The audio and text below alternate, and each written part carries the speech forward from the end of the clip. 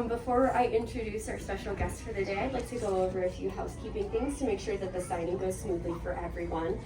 So we're going to start with the discussion. We'll do a Q&A based on the cards that we've been given. So we won't be calling on audience live today, but Mark and his moderator, Michael, will be answering the questions that you asked. So after the Q&A is when we'll begin with the signing. We'll be calling people up row by row, starting at the front and moving towards the back. So no need to stand up and rush everything, just stay seated. We'll let you know when it's time for you to join the line. It'll start over here on your right-hand side. Also, if you have any bags with you, please bring them up when you're coming up for the signing. You can place them in the front row so they aren't in your photographs, but it just makes everything smoother for your photography moment.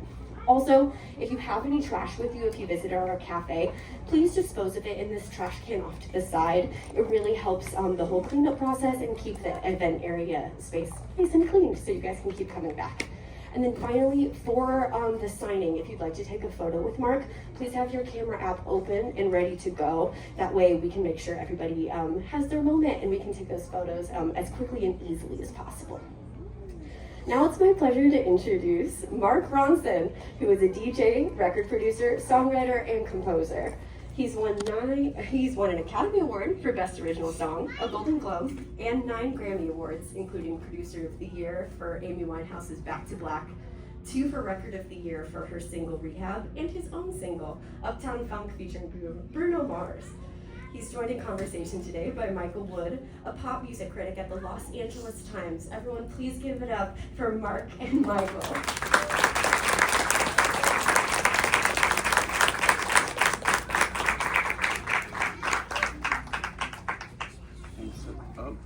Put that on. Thanks so much for coming on, everybody. Hello. How are you, man? Good. It's good to see you. Who doesn't want to spend Sunday in a bookstore with all their friends? This is the best. Yeah, so we're going to do a little chat and then some audience Q&A. We'll get into it. You recently moved back to New York from LA. Spent a hot minute here, yeah. Would you have written this book if you hadn't moved back to New York? That's why you are who you are. That's such a good question. There's Oh. nothing I would have thought about. There's nothing I've ever been asked before. That is so interesting. Maybe not, actually. Because I do think that, I couldn't imagine writing this book not in New York. I definitely was in Los Angeles for spells while I was writing it, but I think the nostalgia and the walking around New York, because it's about a 90s New York and the clubs are different, the buildings are different. It's a ghost story in some ways. So I think it was walking through all those streets that were such an amazing new frontier for me in the 90s when I was a kid, and where the clubs are, and just, whether it's a froyo or a bank or whatever it is now, I'm sure that put me in that mindset a little bit. You have got a good line in your book about, you're in LA, it's like in the 90s, you're playing a gig here, and you say, the vibes in LA were weird. On my way back from the booth, someone who looked a lot like Mark Wahlberg stared me down for no apparent reason. At 1:40 a.m., the bartender announced last call, and someone explained that clubs in LA close at 2, which convinced me that this city and I were fundamentally incompatible. Which is completely not true. I mean, what I mean is, I've lived in LA, I've had some of my most prolific times, I love it. I just was just my first experience of LA was just wait, what do you mean they're ringing a bell? It's only 1:30, It was so weird as well, because as a DJ, you planned your whole night, after 5 years of playing in New York, and you knew 10 to 11 was classics, 11 to 12 was old school hip hop, 12 to 2 was new hip hop, 3 was dancehall, R&B, and coming out here and seeing DJs for the first time, being oh my God, I have to rethink the entire way that I play. This is a very nerdy, just small point about the difference, but going to see DJs like AM and Vice and people and seeing how they made their sets and stuff. But yeah, I mean, essentially, it's much healthier to leave a club at 2 and not 7 in the morning. So it's it's hard to argue that it's bad. But it was kind of weird. I do remember thinking that. I mean, like the, city fathers or something would say, nothing good happens between 2 and 4. What, like, from a DJ perspective, what are the good things that happen between 2 and 4? Like, having lived in a city where you were allowed to play until 4 a.m., what's something that happens between 2 and 4 that couldn't have happened before 2? 3 to 4 especially, like that last hour of the night, like even where you start to lose some of your dance where people are going, but you start to play the stuff that you love the most. And then the people that are dancing for you at the very end are the people who are there because you've like won and earned their trust through the whole night by like having a great time. So that is one thing, but then at the same time, if I'm in LA, that's 1:30 to 2. That doesn't have to be 2 to 4, but it's a special thing. It's like, I don't care at the very end if there's only 17 people on the dance floor. If I'm playing Stevie Wonder all I do, like that is my absolute dream. And those people are just having the best time. That is as good as being packed with 500 people at the peak of the night, or 1,000 or whatever it is. Is DJing ever, one for you, one for me? Like, what's a good example of a record where you're like, hey man, I gave this crowd everything they wanted for 2 hours. I'm playing a record for me now. Do you know what I mean? Yeah, I think that's what the end of the night was about. So I'd always play I think it's usually more like 7 for you, 1 for me, because you can't afford as a DJ to lose like one song you clear the dance floor. That's gonna take you 4 songs to get everybody back. So it's like 7 for you, 1 for me. But yeah, I remember you would always, it was like a Trojan horse, the idea of like a song that you knew that you really loved that you were going to definitely play that night. So you thought all day about how you were going to sneak it in, the songs you were going to play it in between. And then there were songs like, there's a beautiful old disco song called Bougie Bougie by Ashford and Simpson. Like that was always one of those songs that was like a little weird and avant-garde. Or you played that song week after week until it became like this obscure song became a shared language. This book chose an interesting line between memoir and journalism. It's your story of your life, but I was struck by the fact that you made a point of interviewing people who were there. And you quote some of them. Some, it seems like you didn't quote, but they shaped your understanding of this time. So I just want you to talk about how you thought about what form this book took. Is it memoir? Is it journalism? Is it somewhere between the two? I think it's a memoir in the sense that I wanted to write a book about DJing. I've been hesitant to mention this book, because it's such a North Star for me, and I don't want everyone to just think I was blatantly trying to rip it off, but I'm not gonna lie. Anthony Bourdain's Kitchen Confidential is just such an incredible book in the way that it writes about this profession, and it doesn't hurt that it's a profession that takes place at night in New York City, and you're dealing and surrounded by lunatics all the time. And then I thought, I don't know anything about cooking. I'm a terrible cook, but thank you. And but there was and it's the second he's telling about his life, and thinking in chapter 3 is just about knives. I don't care about knives. I cared about knives after I read that chapter, and I was like, I need to write about needles and styluses and slip mats and cartridges and these things that might be nerdy or might not matter to people, but I have to write it with that passion and zeal. So I've really gotten pretty far from the question at this point, but I think that I just, I wanted to write about the DJ experience in a way that every DJ would read this and hopefully at least see one thing and go man, yes, I was in a club, not literally the same club, but with a crazy cokehead lunatic owner, and the turntables were bolted to the wall, and I had to keep turning around all night just to see if people were dancing. Because all that thing, that passion of wanting to play for $50 and 3 drink tickets to 7 people dancing because you love it. And then the lows, even on a great night, the lights go on in the room and you're the only person there, and you're like, wait, where's my fun? So I wanted to write about that, and then I realized that the 90s was a fascinating time, especially in New York, because it's not very documented. It's before camera phones. You had Biggie, Wu-Tang, Jay-Z, the Fugees, and then you had Missy and Timbaland and Aaliyah, and Pharrell and people in the clubs. So everyone's making their records in New York. And they were there every night mingling and rubbing shoulders with everybody because there was no VIP service and there was no bottle service. And the clubs really were this melting pot. So to do that though, oh look, there's the Bourdain book staring at me right there. He's like, don't mess this up. Don't stop saying my name. It's, I realized as a DJ, you just see this tiny sliver of the thing. Like, you know, of course, you know, nights where Biggie would come down to the club, you know, of course I would hear about it and all at the end of the night, but I could see about this much of the club. I didn't know what happened when he showed up at the door with 100 dudes from East New York and was like, made this amazing kind of scene at the door. So I had to interview bouncers, door guys, bar backs, everybody to try and paint the picture as richly as I could. And then also, this is 30 years ago. I've done some wear and tear on my brain since then. You know, it was important to jog these memories as well.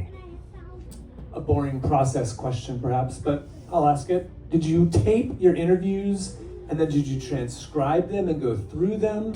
I mean, having the conversation is useful, just period. But then like, once you had this material from these folks, what did you do with it?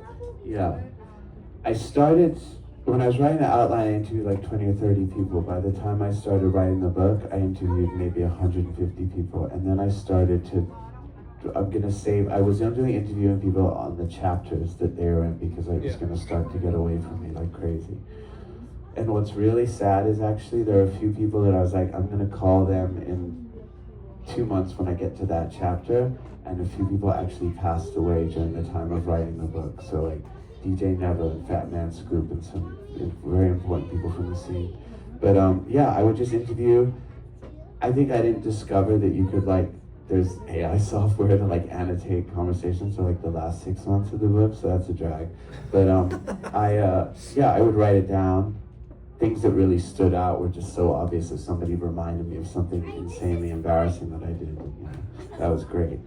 And then, and that was it. So I kind of annotated and then sort of transcribe it.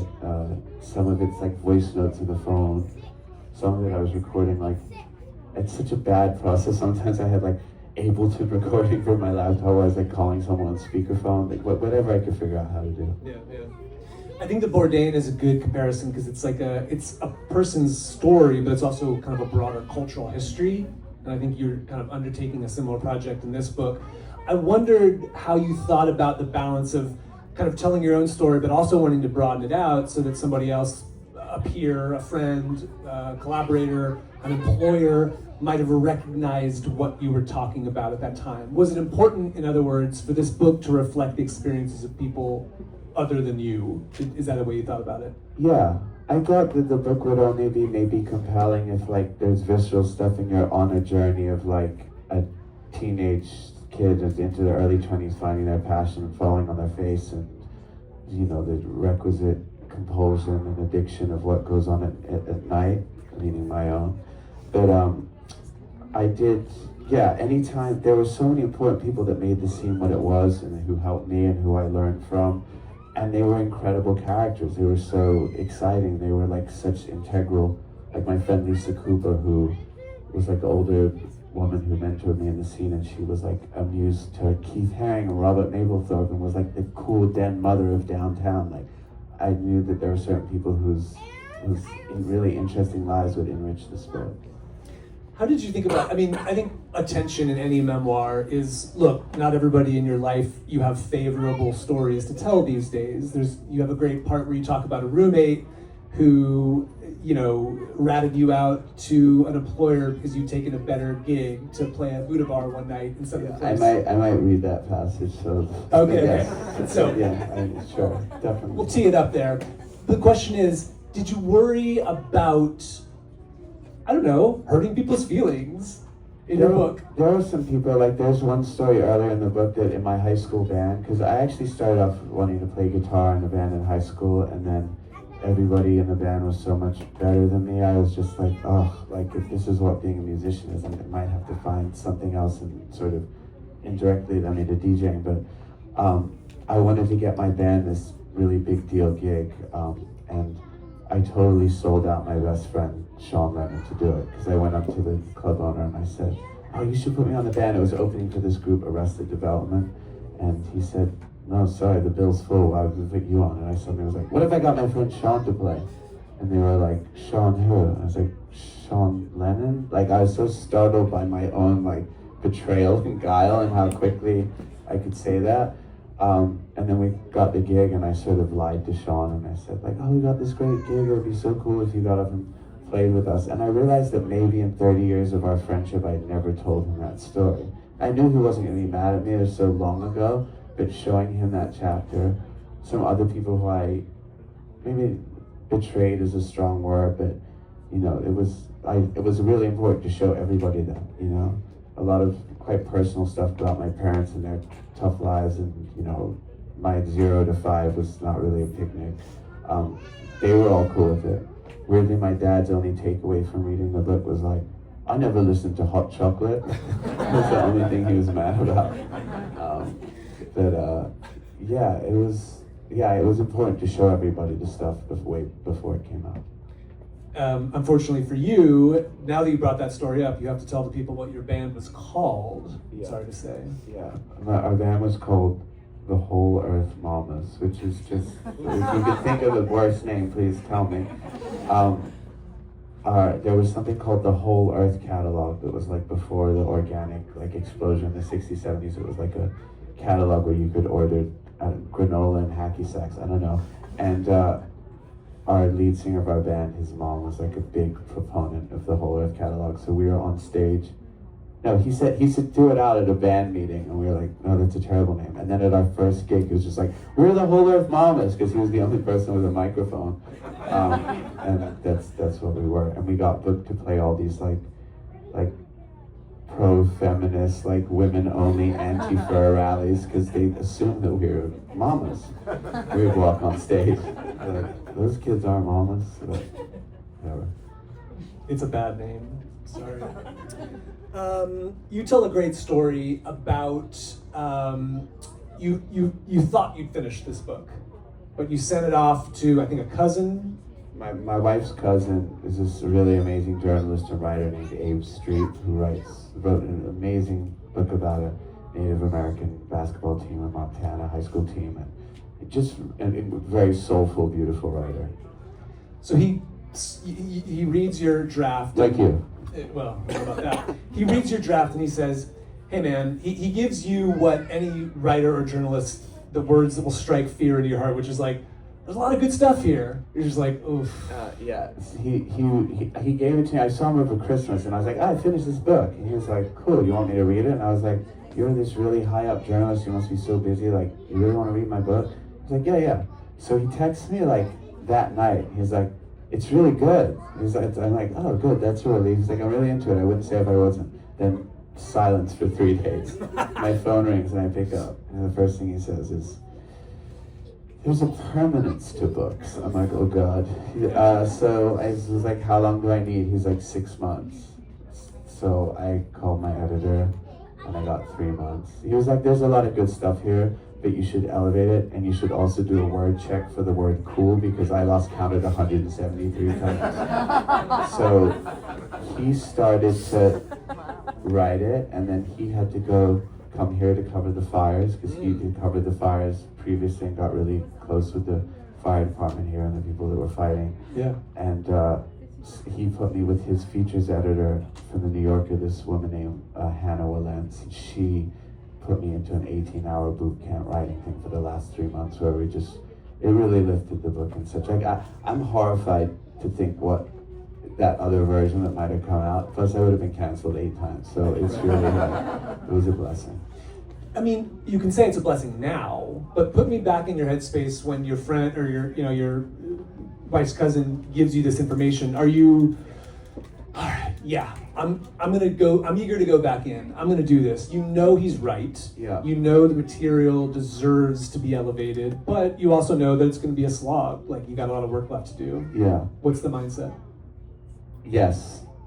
I knew it was gonna be work, but I love the challenge, and I will do, whether I'm in the studio working on a song or it was this thing, I will do anything if there's a chance that it could be better. Okay. And I was just, I was almost relieved, because when I sent it to my publisher, when I thought it was done, it was like, great, let's go. And I remember thinking, why don't I feel like popping the champagne? Like, I was looking at my wife like, I don't feel like celebrating. There's something about this. And then it was just a real godsend that Abe was there at Christmas, that, that Yeah. thing was like, I'll read your book.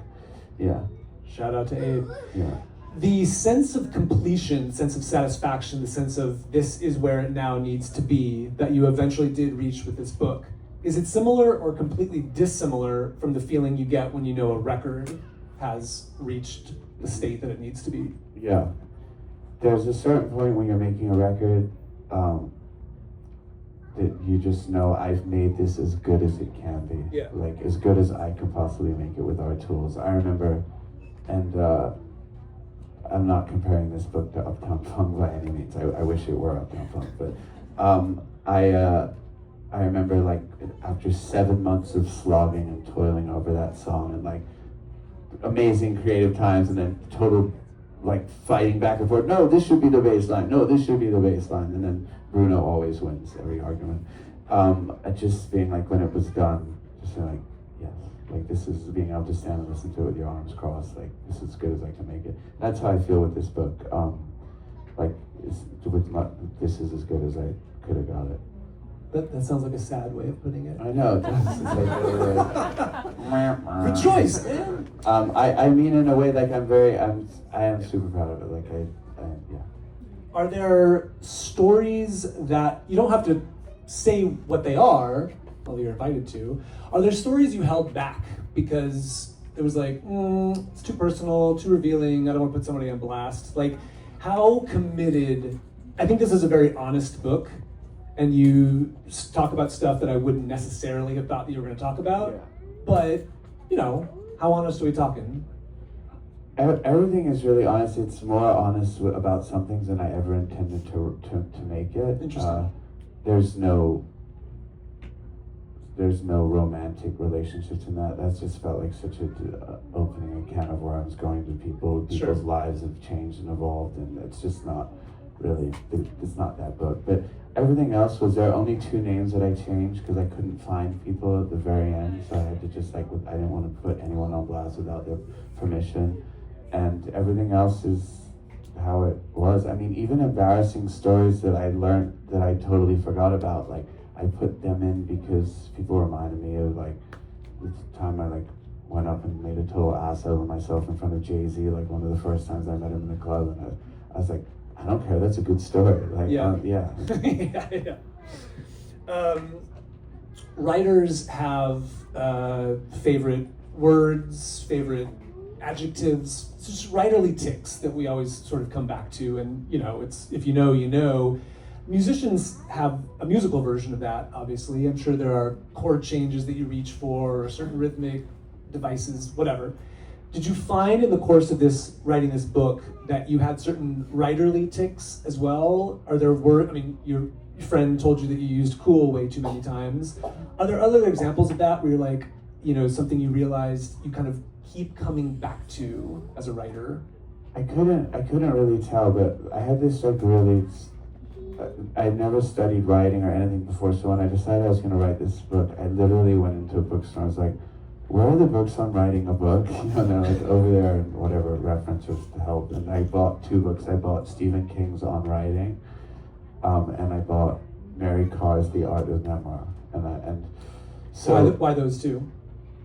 they just look good. I was like, everyone said the Stephen King one was good. What I loved about the Stephen King one, it has that, like, he gives you the guidelines for, like, the rigor. It's like 5 hours locked in the basement, which I literally did. My wife would come down into our basement, and I'd just be, like, talking to myself, and she would hear me saying the weirdest things, and some of them she still teases me. Like, one time she walked, I don't even know what the context of this, but I was just going, and the label said, and now, like, anytime this book comes out, she just looks at me and she's like, and the label said. That's a real open the door, look in. Yeah. Close the door. Yeah.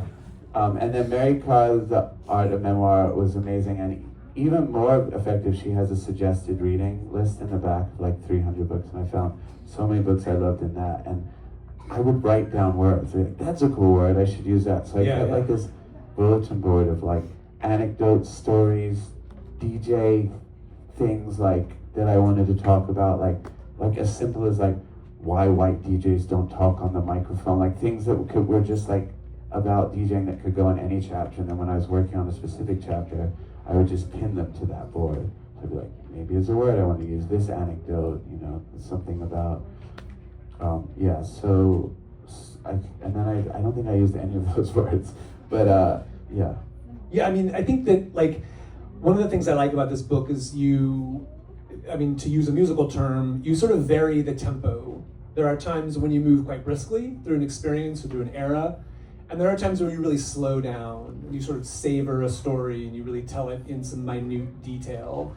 And this is a little whatever, but it did feel very musical to me. It felt like a musical touch, you know what I mean? To sort of, as opposed to just keeping one kind of clip through the book, you really kind of change it up, which is a kind of a satisfying reading experience. Right. Thank you. That's the question. And that must have been by accident. I mean, I think there's something about DJing, like, DJing has probably informed everything about how I make music. Like, there's a certain thing, especially if you like play a lot of different genres and now what they call like open format DJing, but what, you know, AM and many DJs have been doing for decades.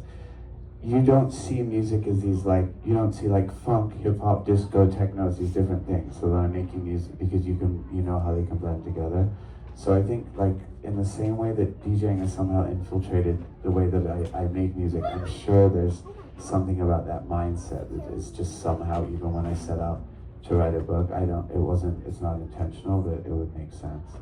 Why did you there's like a number of sort of, we'll call them interludes, maybe? Yeah. There's like sort of bits of the story that you tell in the form of like a sort of a screenplay, or there's like a little bit of like how to, like why, how did it occur to you to insert those little chunks where you sort of break away from the narrative? The first one happened by accident, and it just seemed like a nice break, and I was like, oh, this breaks up the prose, and this will be a nice, just whatever, what do you call the thing that you eat between things to reset your taste buds? Oh yeah, what's that? A palate cleanser. A palate cleanser or something like that. And I just thought it just kind of just makes the mind it was just a nice break. And I'm not, I don't want to say this with this thing in front of me, I'm not the greatest writer in the world. So like anything that gave me the chance to kind of just break from just straight prose was a good thing. Get your copies, folks. Yeah. But the breaks are amazing. Should I do a little? Do you guys want a reading? I don't mind. We can just do like a read, or we can just go straight to Q&A. I think lay it on us. Okay. Yeah. I'm going to abridge this chapter because I know everyone has places to get to. But I'm going to read. I've kind of truncated this chapter. So this takes place in the middle of the book. This is chapter 6, and I realized as I was actually doing the audiobook that I can only read standing up, so and weirdly I have to be stood like. Give you the stage. I also have to be stood like Billy Joe Armstrong. No, it was crazy that I went to do the audiobook, and I go in and I have like my book with me, and they're like laughing. I'm like, what? They're like, well, we don't read from the book. We have an iPad because it rustles the pages, and it's this whole thing. I was like, oh, okay, yeah, sorry, stupid me. And then after 2 days of trying to read this iPad and the whole, like the words, it's just looking like mush. At the end of the second day, finally, I was like, can I just please try and read something from the book? And I read like one paragraph, like, just read the book, we'll fix the rustling. So I had to like go back and then finish those first. Always just like also to have this like Wu-Tang tendency to put the mic exactly on my mouth, and that sounds crazy. So I did learn that reading from the book and standing up were like kind of the better thing to do. So this is, I'm like 20. I've had 2 years of DJing in the New York scene. I've kind of made my way up a little bit, but then I've like pissed off some of the wrong people, and now I've kind of been kicked out of this cool downtown scene because I've been like stealing mixes from other DJs sort of good-heartedly.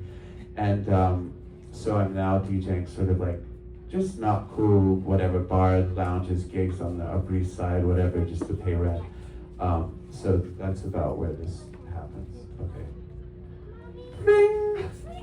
That's really not what that phone sounded like. It was like a Sony digital phone from the 90s, so I was like, okay, let me try it again. Ring! The muffled chirp of the Sony cordless echoed from somewhere in the room, sounding like an 8-bit baby bird that had fallen from its nest. But where was it? Under a pillow, in the pocket of a hoodie? Inside last night's pizza box?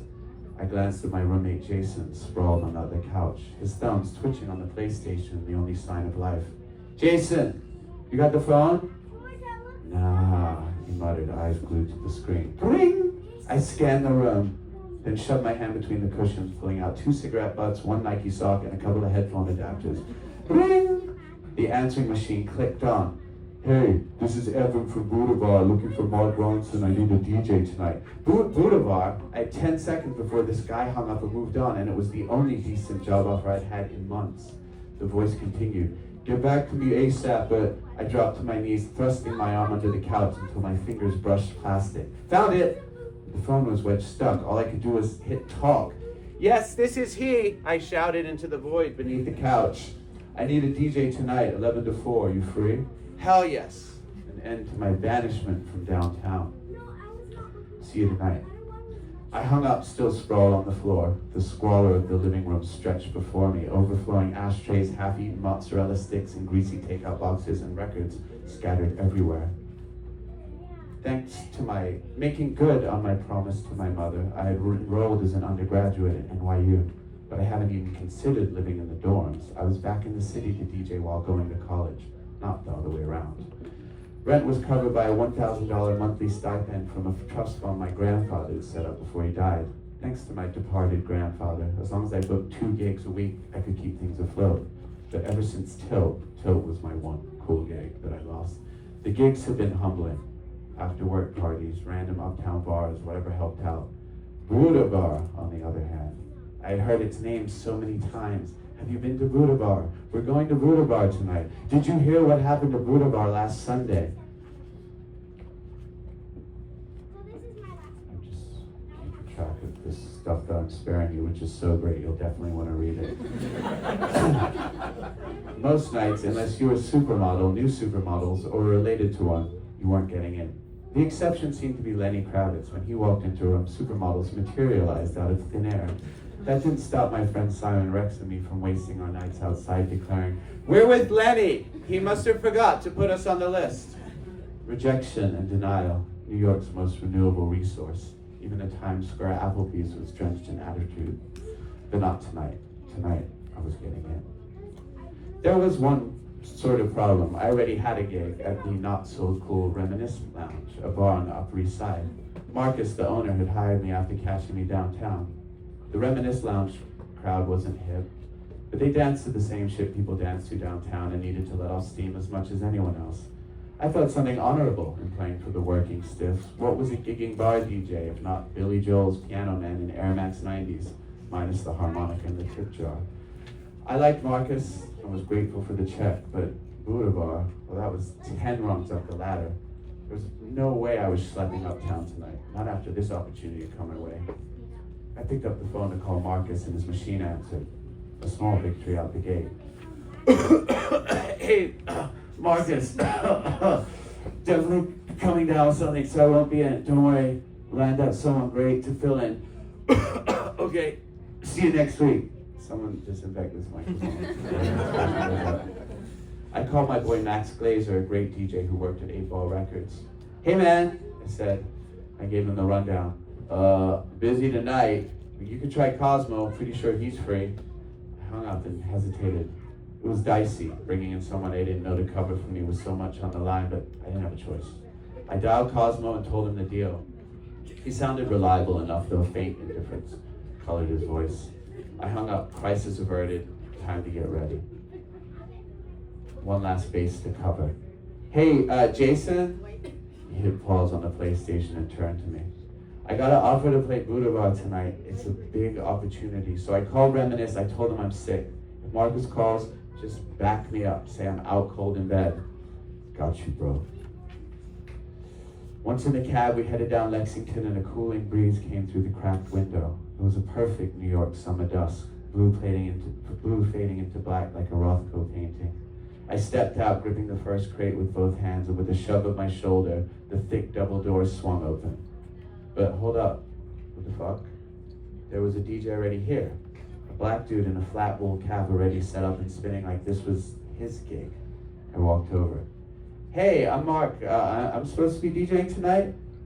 Nope. I'm Jeff Brown, and I was booked to play tonight. Who the fuck are you? Then he went right back to cueing his next record as if I wasn't the only person on the empty dance floor. Oh, maybe there's been a mistake. I'm sure there's man, you know what?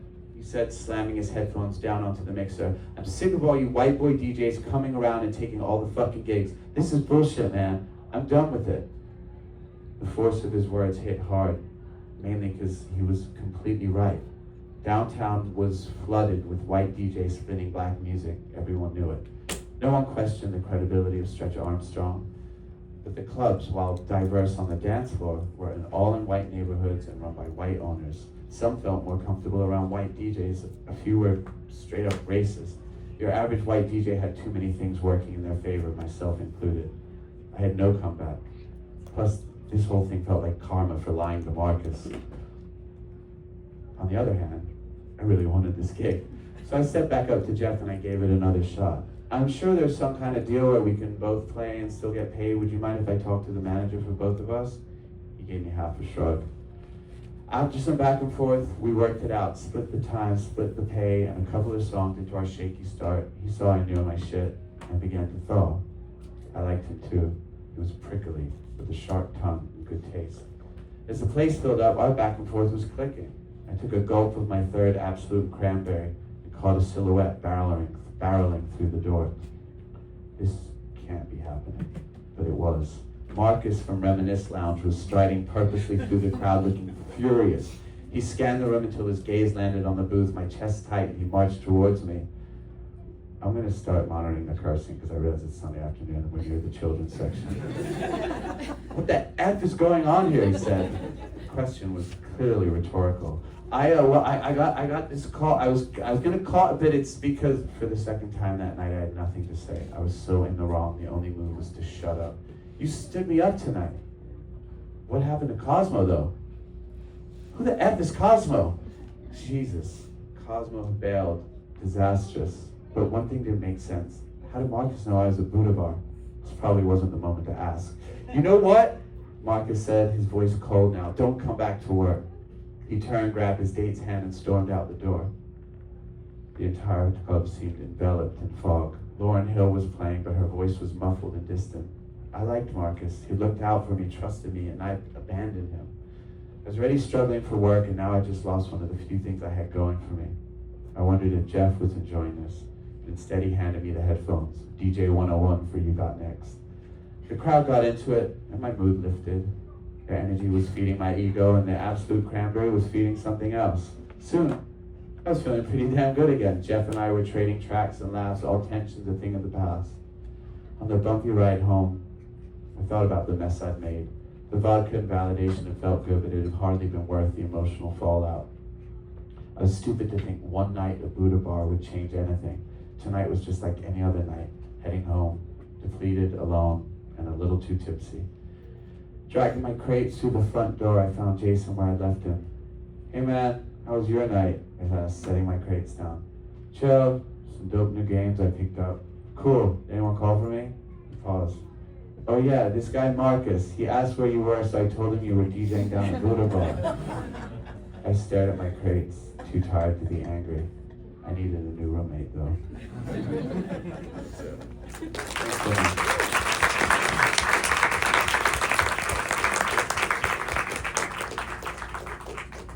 Absolute and Cranberry, huh?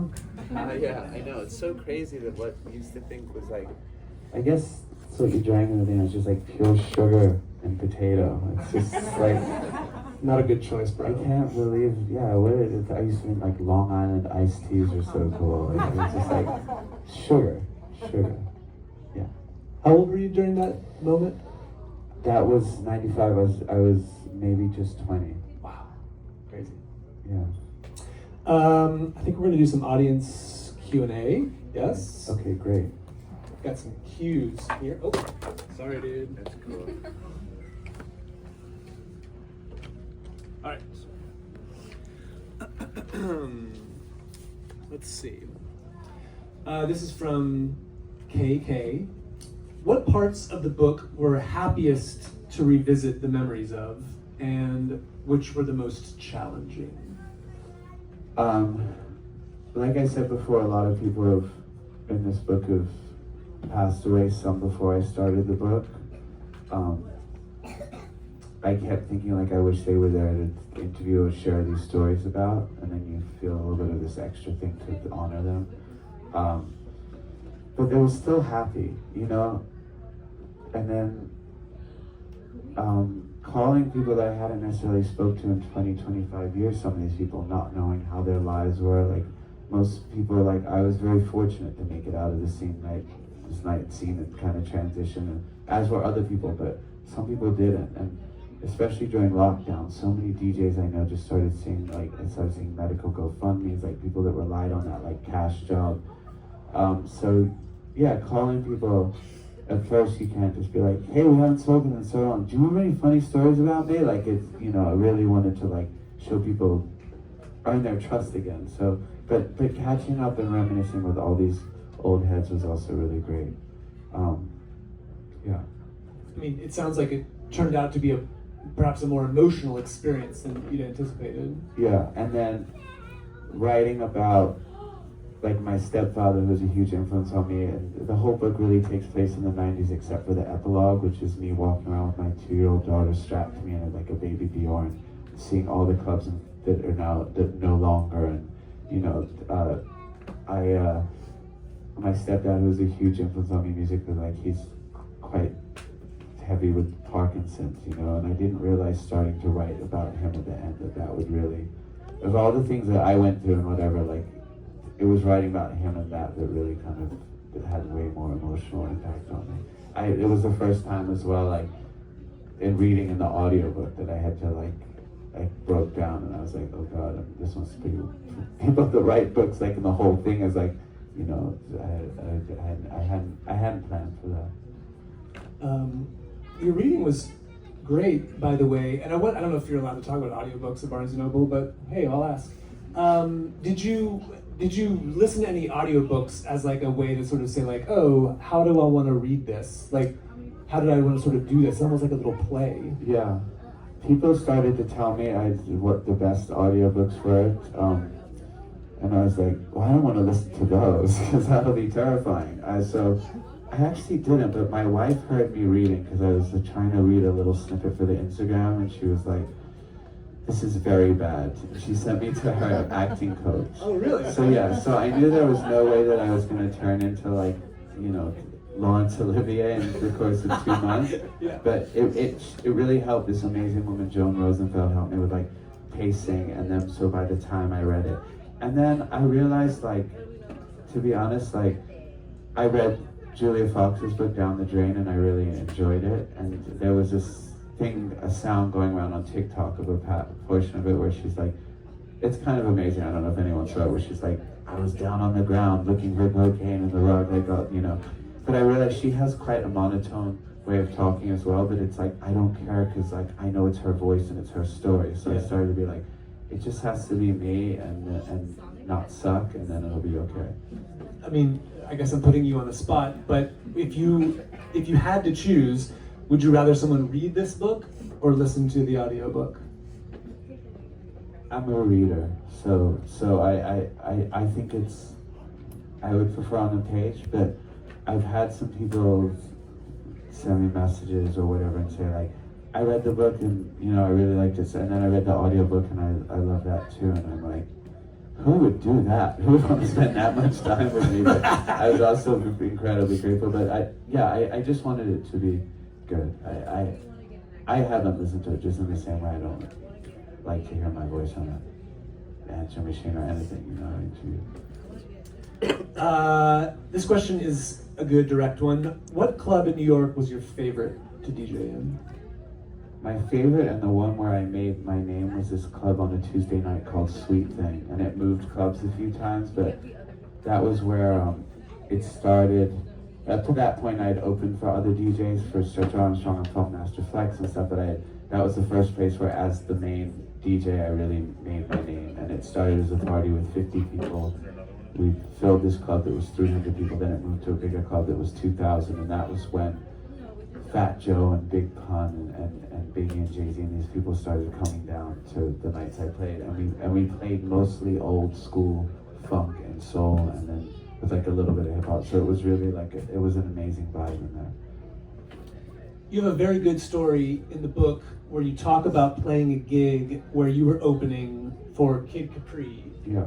And then you end up basically playing over his time. And then the way you tell it, it got me thinking about, I wonder if you remember that story now differently at your age than you experienced it.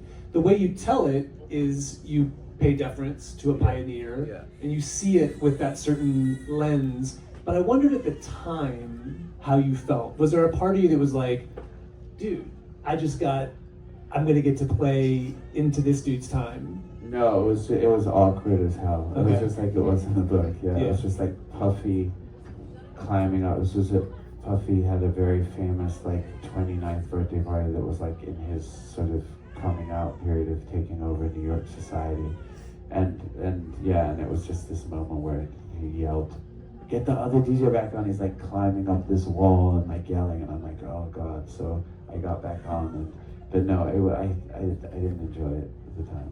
You tell it with a great sort of a way to communicate the emotional complication of the moment. Right. What was one of your very favorite and outstanding moments while DJing clubs and or parties? A very favorite and outstanding moment. I mean, so by the end of the 90s, the way the club ends, and that was when the hip hop scene suddenly got, in downtown New York, was suddenly very commercial. It was like getting into the bling era, and it was like all the clubs were like Leo and Mariah Carey and Jay-Z and, you know, obviously Diddy, like, so it was very celebratory and rowdy, and it was probably very exciting for me as a 22-year-old kid to be DJing 10 feet away from all the people that made the records that I love to play. But it was also, looking back, kind of a little, probably superficial and shallow. It was like this time where everything got a bit status obsessed. But like playing a song like Hard Knock Life, you know, 500 people shouting or singing. Nobody can sing Hard Knock Life without sounding crazy off key unless you're a 6-year-old. So like all these like grown-ups going, it's a hard knock life, you know. But like Jay-Z is like the person who's made the song is literally in my eye line, like with, you know, presiding over this whole scene. There were times where like the energy in the rooms was just so electric, it was like combustible in these tiny basements. So that's one that stands out to me.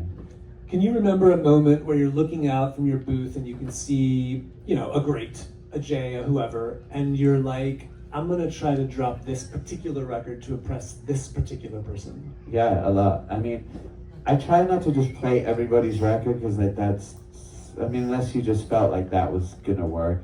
But I remember Prince was in this one club that I DJ'd at, and I remember hearing like the kind of whispers reverberated up to the booth, which is on the balcony. Prince is here, Prince is here. I remember thinking like, I'm gonna play a record that's gonna be like so obscure and so good and funky, like Prince is gonna have to come up and ask what it was.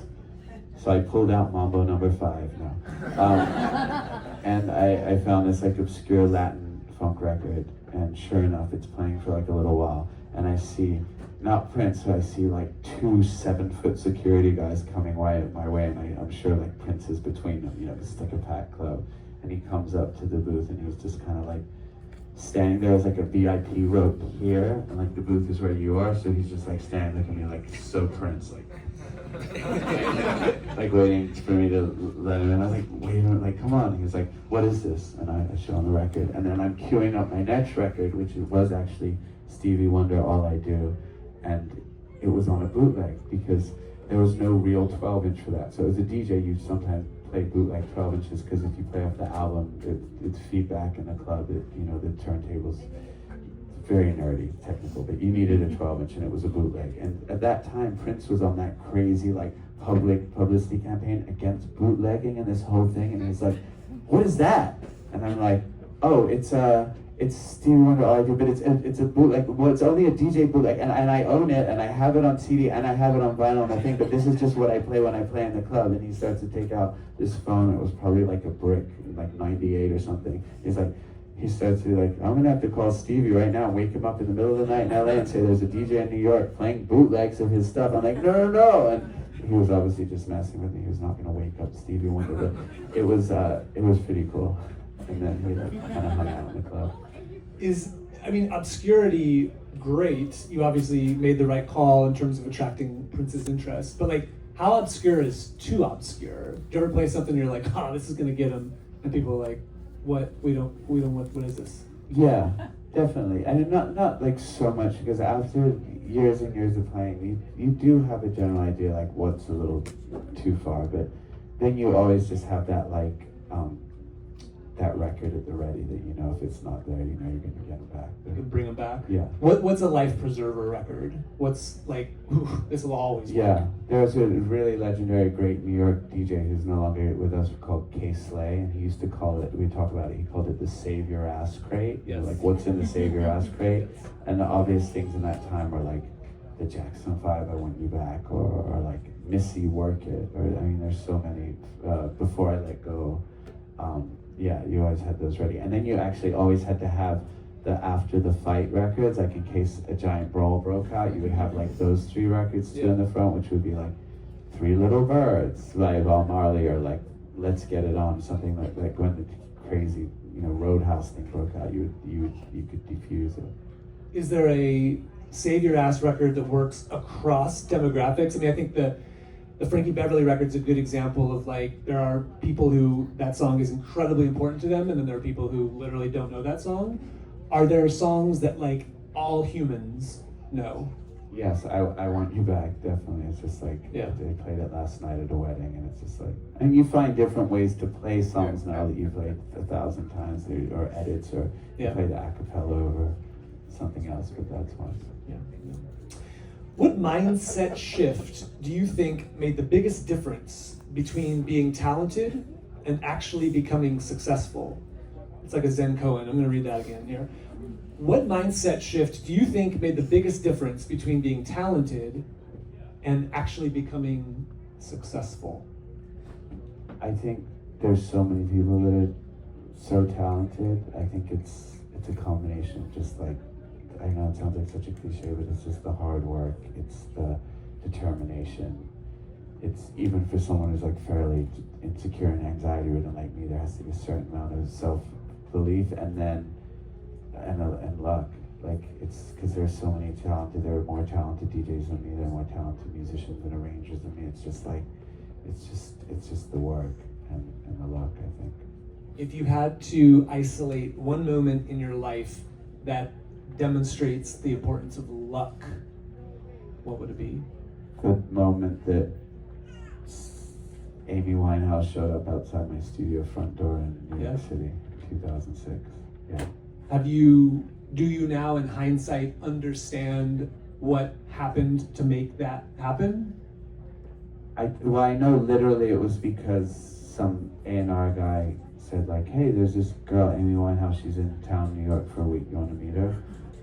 And that I know why I was prepared because of that, even though I'd been trying to make music for 10 years at that point, never had a hit, whatever, all that preparation and all those years in the clubs, understanding records and arrangements and all that stuff, it certainly prepped me for that opportunity. Yeah.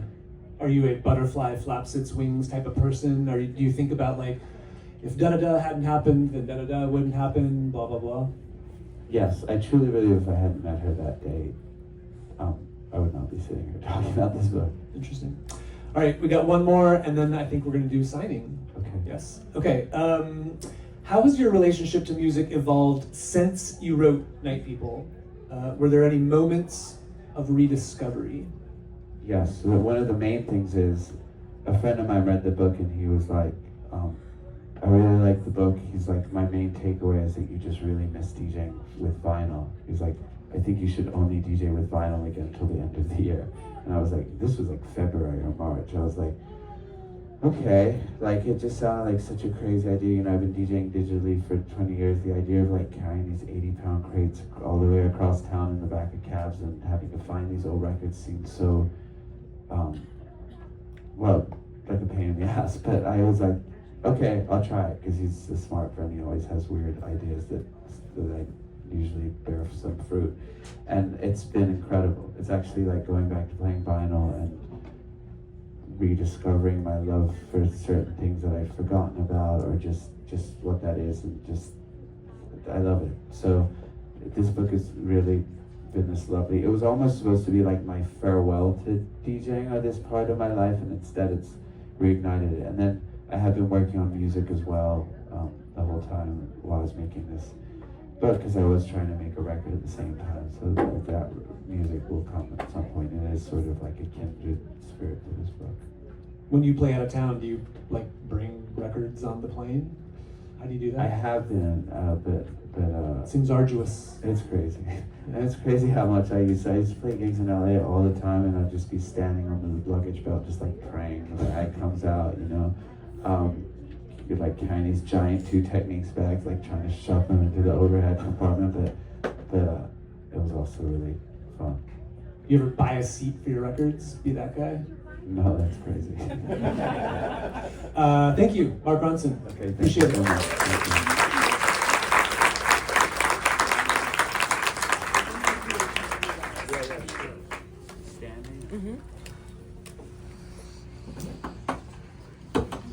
You want to hold the book? Oh, sure. One, two, three.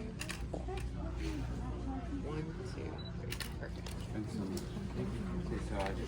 All right, everybody, before we move on to the signing, remember to stay seated. I'm going to call everybody up row by row in order to get your book signed. Let me make sure that our author is comfortable, and then we'll get started. Just a reminder, if you did purchase a ticket ahead of time but you haven't picked up your book yet, you can do so at the desk just behind you. Also, if you are looking to purchase extra copies, or maybe you're here now, you would love to meet Mark. If you'd love to get a book signed, we do have some for sale at the desk just behind you. Thanks, everyone. I'll let you know when we're going to get started.